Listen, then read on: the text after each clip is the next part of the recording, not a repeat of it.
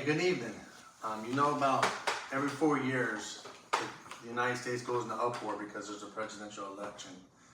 They try to use celebrities and everybody else to tell you to rock the vote and get you excited about voting so that you can do your part as a citizen in the United States. They say put in the right person when it comes to electing. But how do we know who that is? Well, I'm gonna tell you this. There's some myths to voting, and we're gonna go over that, and I wanna convince you guys that voting is important and your vote does count. Here's some of the myths. That the presidential race is the only one that's important. Yes, it's the most focused one, but there are other jobs out there that are voted for.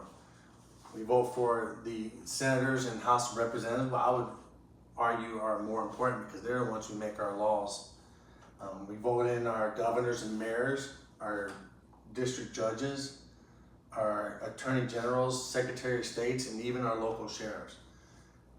You imagine being pulled over by the guy you did not vote for? That would be pretty painful to think about, but it affects your everyday life, right? Another myth is that your vote doesn't count. Well, at a presidential level, you would think that, okay, there's 300 million people and they use an electoral college anyways. And so how does my vote matter? Well, I would say that at a local level and even at a state level, your vote mattered even more. And that's where you're actually going to affect your quality of life. Another myth is that there's only a two-party system. I would highly disagree. There's other parties that you can vote for. If you go into a ballot to vote, you'll see names, lists, names you might not even heard of, and all in different parties, and some are even independent. And the other myth is that voting is hard. The hardest thing is just registering to vote.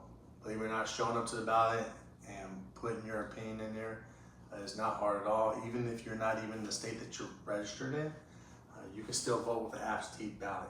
It's not very difficult at all.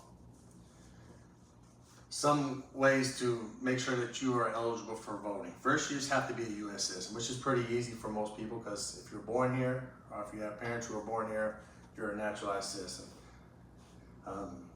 Make sure you're a legal resident of the state, county that you're trying to vote in. At 17 and a half, you can register to vote, and at 18, you can vote.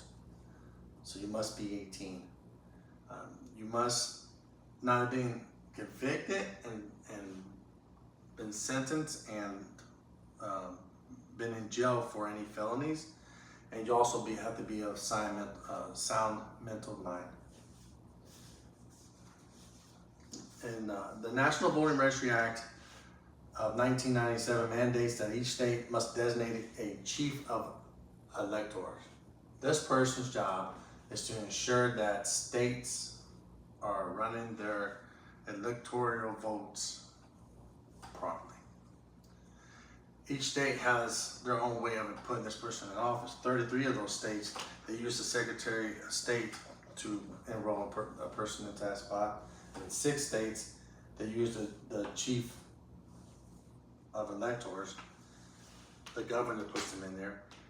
In 4 states, the legislature picks this person, and in 7 states, including DC, a board of commerce, the board of commerce elects this person into that office.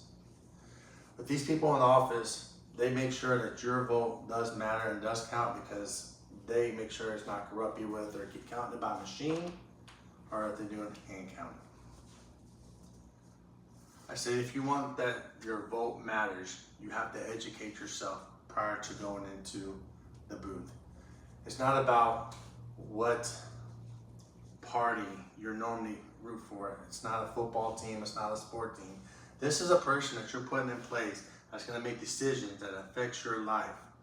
So you need to do research on that person and their background, and you need to research all their history so that you ensure that you feel that this person is gonna best represent you in their position. If you do this, your vote counts. This is what makes it important.